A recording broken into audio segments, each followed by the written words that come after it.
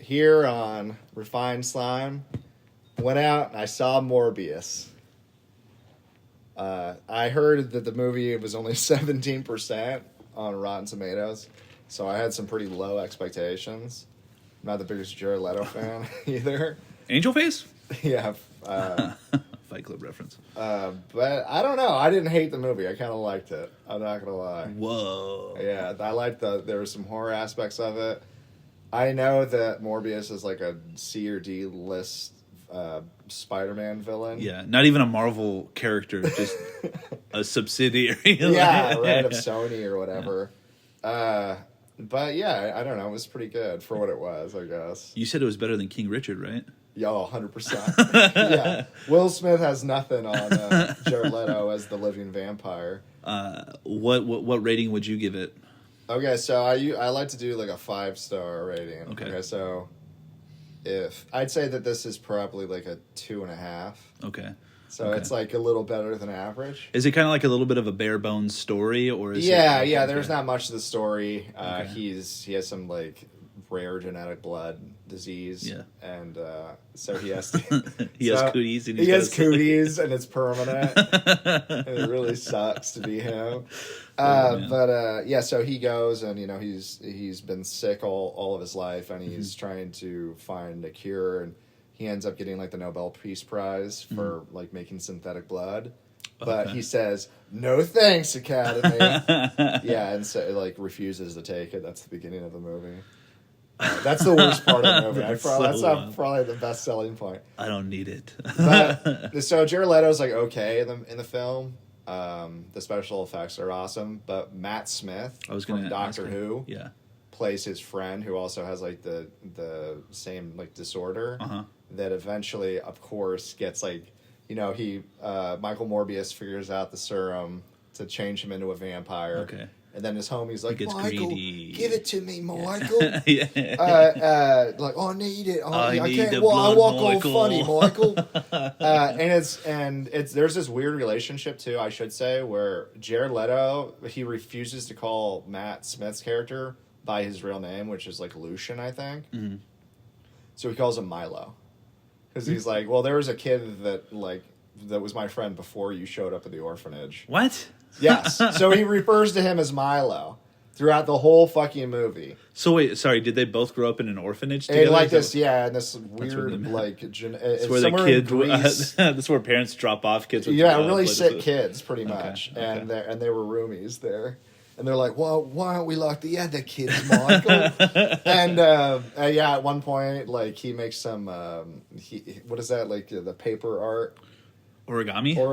He makes origami for Matt Smith's character as a kid, but it floats out the window. And Matt Smith's character has to go and retrieve it. And these Greek bullies, these cockroaches, Greek blood bullies, they beat the shit out of him. He's out of the cripple. They're like, hey, you sick kid, get over here. Yeah, pretty much. Hey, he walks funny. Hit him. He walks. And then, but he like manages to hit one of them in the face with his crutch. So he's like, ooh, okay. So he's kind of a tough kid. Yeah, he's tough. Yeah.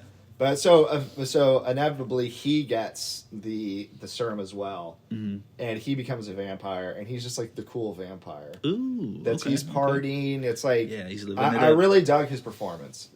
He's getting ready to go like kill people for the night, so he's like dancing and it's like putting his suit on and shit, and just like doing backflips and running around. Because you got to think like he's never really had any of these abilities before. Yeah. And now it's like he's superhuman. Well, I can do somersaults, but I don't go around drinking blood. I'm not a bloodsucker. Yeah. And how many blood boys are in the movie? Oh, tons. Well, just the two of those. There's just two vampires, and then I don't want no spoilers here. Okay. But Morbius ends up killing them. Oh, okay. And then the last scene is it's open ended, and it's like Morbius is on the run, but he's a good guy, but he's got a bad side to him. Yeah, he's got a bad side to him. And the big I heard that the movie wasn't very successful. It's kind of getting pretty trash, dragged over the coals, as they say. Reviews and stuff. I mean, like I said, it was good for what it was. And then Michael Keaton makes an appearance. That's like the extra credit. Is he Beetlejuice? That would have been so fucking awesome. That would have been insane. Just all of a sudden Beetlejuice like just shows up in the universe. Well, I heard this movie wasn't supposed to see daylight. Never mind. I'm just kidding. It's well, it was one of those ones that was like shelved that felt like forever. So that's all I keep reading about is I guess the director has just kind of like been giving out spoilers freely and shit like that, and he keeps getting asked about like studio interference, and he's like avoiding questions and shit like that. So I don't know how much, because there was allegedly like a bunch of like cut footage that was in the trailer of Michael Keaton's character that's just nowhere in the actual movie. That's interesting you say that, because he says like, "Hey, what's up, Doc?" to Michael Morbius. None of that is in the movie. Okay. All of that is cut out. No Spider-Man references are in the movie. The only thing that you see is that all the newspapers that are like talking about Michael Morbius possibly being a killer. It's a Daily Bugle. Oh, okay. That's and like Michael Keaton's Vulture character literally just like appears in a jail cell, and the news is like, the mysterious man just appears in jail cell. I guess he's innocent, so they let him out. That's how he just like walks out of jail, and he's like, "Hey, this is a better universe than I was in before." Not Morbius, but the Vulture. The Vulture, yeah. And then the Vulture meets up with Michael Morbius in the very end of the movie. He's like, "Hey." And by then, I was like, "I got to take a piss. I want to get out of this theater."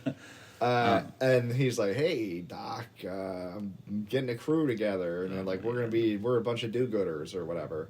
So I think they're talking about the Sinister Six. That's what they're leading up to, with Venom, Morbius, Vulture, possibly Carnage, and one or two other guys in there. Okay. Well, I know that they're doing Kraven right now. So, okay, yeah. And actually this morning I read another article about, because they cast, they're going to make a Madam Web movie, and they've cast the actress.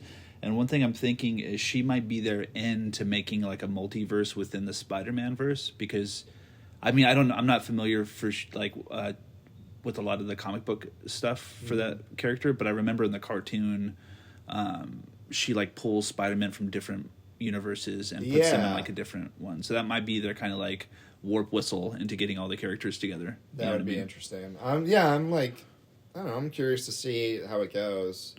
I'll probably end up checking it out, but I'm probably not going to pay money for it. You need to pay as much as you can to see this movie. Okay. I'll just rent out a theater so I can see it. yeah, the whole structure. So yeah, I'd give it 2.5 stars. It's not so bad. That sounds like pretty generous considering like a lot of the other stuff that I've heard about it. So I liked when there are horror elements of it, and I kind of just like darker, I guess, vampire movies. Not that this is like the darkest vampire movie out there. Right. We'll talk about 30 Days a Night later. But yeah, it was cool. And if anything, like Morbius is overpowered. He's a little OP? Yeah, he's a little OP, which I kind of dug.